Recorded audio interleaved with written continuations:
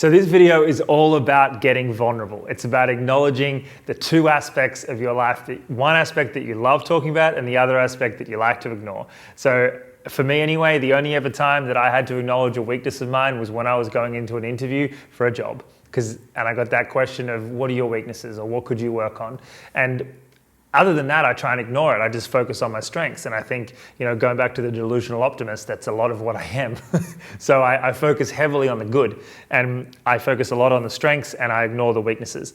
And that's fine. You can get a long way doing that. But if you really start to focus and drill in on those two categories and really acknowledging them, you can actually learn a lot about yourself and get to a vision faster.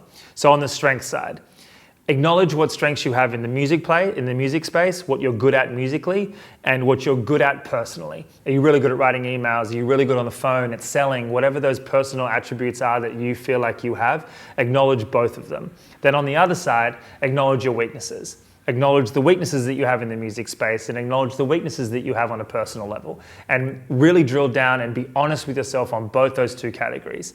And then the last thing is, figure out what stuff and the weaknesses side that you actually care about. Like, do you want to get good at one of those weaknesses? Do you look at it and go, I reckon I could be good at that, but I just haven't put the time and effort into it? And if that is something that you feel is an opportunity in that sector, be very careful, because every time you decide to turn a weakness into a strength, you have to take something else off the plate. It's a lot of work. You have to remove something from your life to learn that skill or to develop that skill. So acknowledge that if that's something that you are planning on doing. And then secondly, if you're looking to develop your team to plug a weakness of yours, acknowledge that you now have to address a value proposition both ways.